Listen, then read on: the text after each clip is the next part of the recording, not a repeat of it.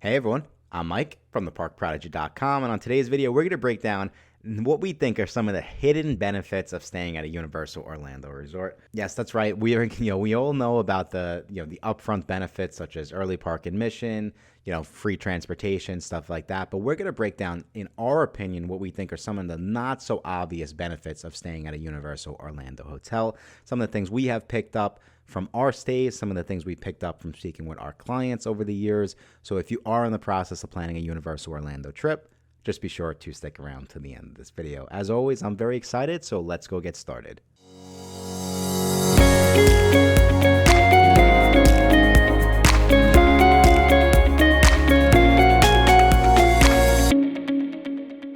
Thank you all again so much for checking out this video. Like I said, we are about to break down the not so obvious benefits of staying at a Universal Orlando hotel. And of course, there are just so many obvious benefits, and families really do love staying over at Universal Orlando, especially families who are looking, for those more thrilling attractions, right? But there are many families that might not be as familiar with the Universal Orlando hotels or what they have to offer, and that's exactly why we are creating this video. So we're going to jump right in, and let's start with the, just the basic benefits of staying at a Universal Orlando hotel that everyone at this point, or that Universal very proudly promotes, right? And that, of course, is going to be complimentary transportation to the theme parks, early park admission, resort-wide charging privileges. Oh, and then over at those Universal Orlando Premier Resorts, we do have those free express passes, and then essentially first-come dining over at some of the sit-down restaurants in City Walk. So those are the basic benefits, right? What we're going to do is we're going to break down, the not-so-obvious reasons, and then we're even going to, tie into, hey, this is why, getting the free transportation is important for early park admission if that's what you're going to do. So we're going to jump right in, and we're going to start with what we believe are the benefits at staying at a Universal Orlando hotel. And of course, with number one, we do have affordability. So this is probably the only one on the list that might, be the obvious one, but Universal Orlando in general is just way more budget friendly than staying over at Walt Disney World. And this is going to be the case starting at the value resorts, but then all the way up to the deluxe resorts. So starting at the value resorts, average nightly rate is going to be around $141 at the Universal Dockside Inn Resort. And then over at Disney's Pop Century Resort, we're going to say it's going to be an average of $168 per night. What I would say, too, for the Universal Value Resorts is Universal markets them as, a on-site, official theme park resort under $100 per night. And I would say they're pretty accurate when they say that. I have definitely booked this hotel for under $100 per night. And during many times of the year, I would say you can find it. You can get some great deals at the value resorts over at Universal Orlando. When we jump into the moderate resorts and then the prime value resorts, over at Universal's Cabana Bay Beach Resort, I would say on average you're going to be around $225 per night. And over at Walt Disney World, I would say on average, you're going to be somewhere between $275 to $300 per night. And then taking it over to the deluxe/premier resorts, over at Universal, we have the Universal Hard Rock Resort. We're at $554 per night. And then Disney's Grand Floridian Resort, we're at $763 per night. But I've seen the deluxe resorts at Disney, on really busy weeks, they could be easily $1,000 per night for a regular room. It's crazy.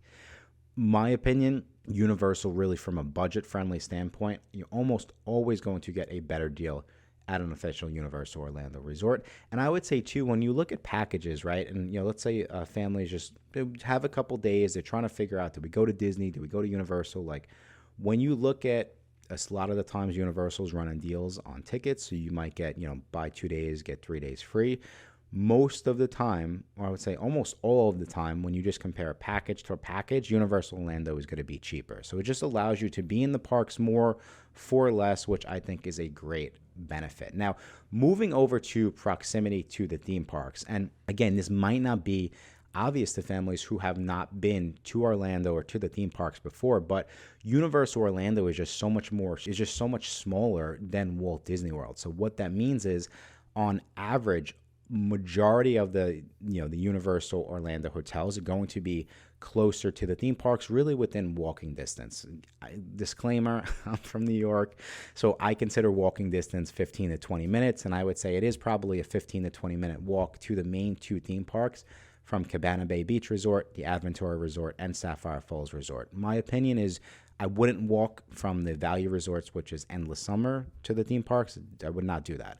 But again, when you look at, okay, so if Universal has 8 hotels, 6 of them, in my opinion, are within walking distance. The proximity to the theme parks is just that much greater compared to Disney, where you really have to like pick and choose. Like, it's either at Disney, you're going to be within walking distance to Epcot, or you're going to be within walking distance to Magic Kingdom. Almost never, you're not, well, it's impossible. You're not going to be within walking distance to all of the theme parks. You won't. It's not possible. I mean, nothing is within walking distance to Animal Kingdom.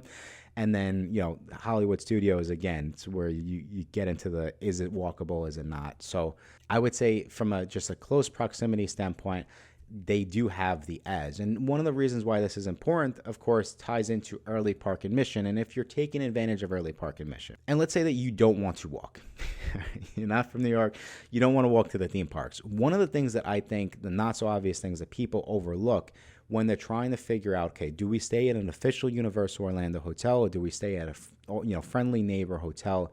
And a lot of times the friendly neighbor hotels will have the better deals. They're going to be cheaper.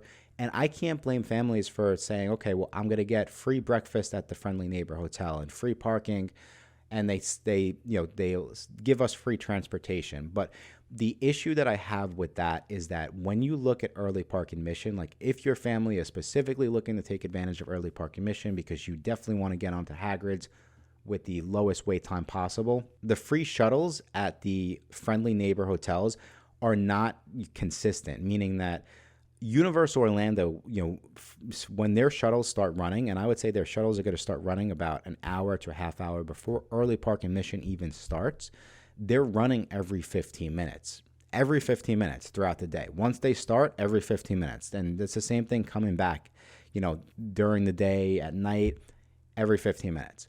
That is not the case at the friendly neighbor hotels. So they market it as we have a free shuttle, but yes, if early park admission starts, at 8 o'clock, their free shuttle might not start until 8:30.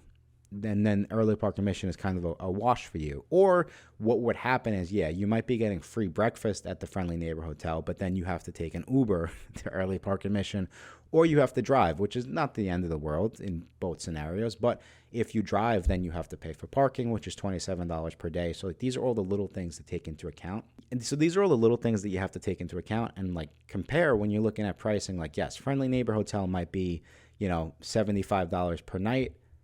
Universal Orlando Hotel is $100 per night. But Universal Orlando Hotel gives me the convenience of having that free transportation to get me to the parks for early park admission. And then the friendly neighbor hotel does not, and I'll have to pay $27 for parking. So it's actually $2 more when you look at it like that. So these are the little things that I would keep in mind, especially we talk about early park admission a lot here at the Park Prodigy. If you are going to take that into account, you do need to, think about the transportation options and understand exactly how they work at your hotel. Okay, so this is another one, and this might be obvious. We talked about this being a free benefit, but I don't know if it's obvious about, specifically about how much the express passes cost. And this tip is going to be essentially, if you're staying at a premier resort, right, you get those free Universal Orlando express passes. But the way that Universal markets the express pass and, kind of throws people off is that they market it as, starting at $89.99 per person per day. But why it's not obvious as to how much of a benefit getting them for free is that because that's almost never the price that you're going to get the Universal Express Pass for. It could go up to, we've seen it during the busy times of the year, go up to $349 per person per day. When you look at it like that, I would say really on average, you're looking at $175 per person, $200 per person per day. So keep that in mind as you're looking at, hotel pricing. And again, this is really for the families that if you want a nicer hotel and you're looking at, some of the luxury hotels near the parks, I would say definitely make sure you compare pricing, because if you stay at Portofino Bay or the Hard Rock or Lowe's Royal Pacific, you will get the free express passes. And when you just start to crank the numbers and say, well, we're still going to buy the express passes, even though we're staying at the Marriott or whatever it might be, you'll see that in a lot of cases, it might be the better deal to go and get the premier resorts. The other, I would say, important thing to keep in mind, and the maybe not so obvious thing, is that because you get the free express passes, these hotels will sell out a lot quicker than the other Universal Orlando hotels, specifically Lowe's Royal Pacific, because it is the cheapest of the premier resorts. So just keep that in mind. So some of the other not so obvious benefits of staying at a Universal Orlando hotel, and another one that comes to mind is going to be pool hopping. So guests will be delighted to know that they can pool hop to any of the pools over at the Universal Orlando hotels. Now, the only hotels that are not included in this is going to be guests staying at the Endless Summer Resorts. If you're staying at the Endless Summer Resorts, I'm sorry, you cannot pool hop to Aventura or to the Lazy River over at Cabana Bay. But if you're staying at any of the other Universal Orlando hotels, you do have access to any of the Universal Orlando pools, which we think is really, really cool. And then last but not least, this was one that and again, this is one that not so obvious, but I mean, because we're millennials, at least I'm a millennial and I am very, very basic.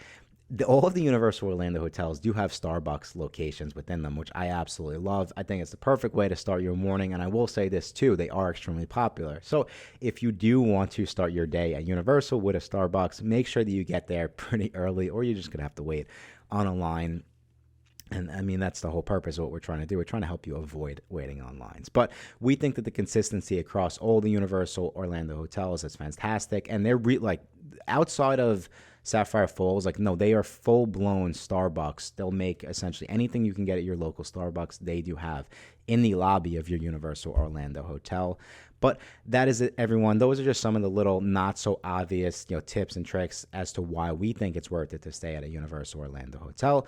I really, really hope that you found this video helpful. And of course, if you do need a little additional help and you do need help booking your next Universal Orlando vacation package, just be sure to go check out our website, theparkprodigy.com. But I think that's all the time we have for today. Thank you all again so much. And until next time, I will talk to you soon.